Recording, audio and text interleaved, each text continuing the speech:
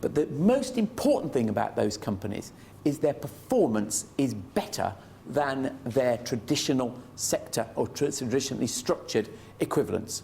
And that's just not my view. There's lots of academic research from the CAS body, from the Employers Ownership Association. A report was done a few years ago called the COCO report, co-owned companies, demonstrated that the productivity in those companies was about 5% ahead of their traditionally structured equivalents. And actually, if we look at their record of growth, we look at their record of long-term sustainability, it is clearly better.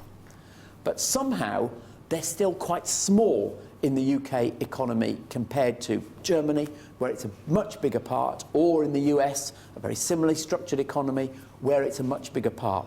So my hypothesis tonight is that there can be a real surge in the contribution those companies make. But frankly, it needs some support from the government. The previous government, if I'm allowed to be completely political about it, and this will not obviously be recorded for public consumption because this is my view and I'm not allowed to say this as a John Lewis representative, is the previous government, Davey is doing a great job on the sort of public sector piece around this. But we would hope that there could be a minister whose clear brief is to champion co-ownership across the wider piece. So if we're looking at responsibilities, I would hope that was there. Second thing, tax advantages. Now, I know I'm not naive. I know the tax situation is acutely difficult. But if we're looking about what incentives there are for small companies to be set up, because I don't believe suddenly a big company like Virgin is suddenly going to become a co-owned company overnight. Richard Branson isn't going to do the same as our founder did. Just not going to happen.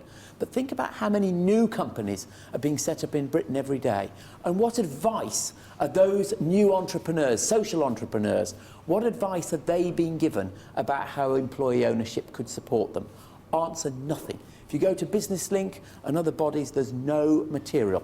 So I genuinely think that Biz could do a very active job in seeding this at the beginning of the entrepreneurs of Britain's new competitive landscape. There's definitely something there. And then the last thing is, obviously, if you look at how private sector companies grow, a lot of them grow on the back of public sector contracts, and they can be controlled. So could there not be a change in the requirements of public sector contractors to demand the opportunity for employee-owned companies to actually have an opportunity to bid for contracts? And that would be a very decisive action on behalf of government to show how they want to encourage the growth of these organisations. So, I won't witter on. I said I would be brief, but I hope what I've demonstrated briefly is John Lewis is a great success, and that's not a soft option. We are beating our competitors with a traditional model because our model is better, it is more sustainable, it aligns interests.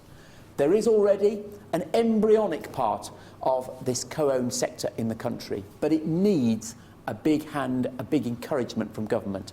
And I really believe that it's got a big part to play in answering the sort of question that Robert Peston asked about what is the new capitalism. And is there a way in which this government could be really seen to be innovative, decisive, just as Joe Chamberlain was in his ideas of civic entrepreneurism as that was in the 19th century? Is there an equivalent where there's a new opportunity for this government to really break new ground? So that's what I hope you and your colleagues will be able to go and lobby on, and that we can see progress over time. Very happy to take any questions. Thank you. Thank you.